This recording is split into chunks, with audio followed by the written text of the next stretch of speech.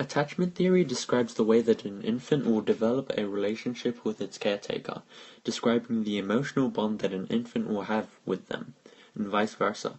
It shows the way that infants often behave and react given certain stimuli. Usually, people think of this as a type of personality, an intertwining web of one's emotions, thoughts, and behaviors. But how much of this carries on into adulthood? To understand this idea, we go back to 1969, when John Bowlby showed that a child will often look for their primary caretaker for guidance when distressed. This contradicted the main theory at that time that a baby will be comforted by any caretaker so long as their physical needs were met.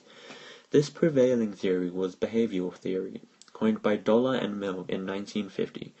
Bowlby showed, however, that the child would instead seek for the one they have developed a connection with, rather than simply look for anyone to fulfill their needs.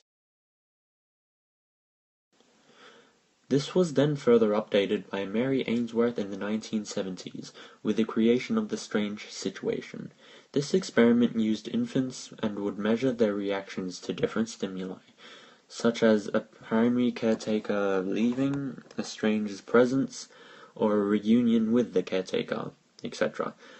Through this, 4 different categories of attachment styles were shown: secure attachments, B, avoidant, A, ambivalent or resistant, C, and disorganized. Secure attached infants show signs of trust in their caretakers, using the caretaker as a safe haven to explore the area as they understand that the caretaker will ensure their safety. They also will return to their caretaker when distressed.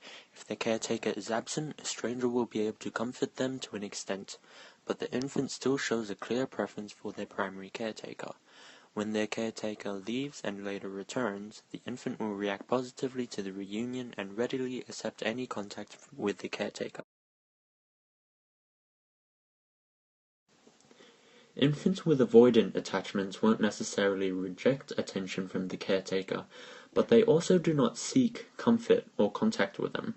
They show no obvious preference between strangers and primary caretakers, usually avoiding both. Those with ambivalent attachments often will show intense distrust with caretakers. They show signs of suspicion towards strangers, they show signs of distress when caretakers leave, but are not easily comforted by the return of caretakers. Sometimes they may reject comfort from their caretakers and in some cases may show open aggression towards them. Disorganized attached infants will often show traits from different attachment styles, usually showing a mixture of ambivalent and avoidant attachments. To a caretaker, this behavior gives the infant an appearance of being confused or dazed, unsure of what they want.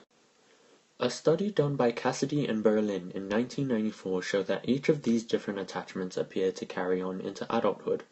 Securely attached adults seek support from their peers or partners and usually are emotionally vulnerable, openly sharing their thoughts and feelings, similarly to infants with the same attachment. Avoidant adults often will appear to have difficulty showing affection and will rarely invest much emotion in social and romantic relationships, as do infants with avoidant attachments. Adults with ambivalent attachments often have a sense of mistrust with their partners, that their partners do not reciprocate the same feelings that they do, which we can also see in infants with ambivalent attachments.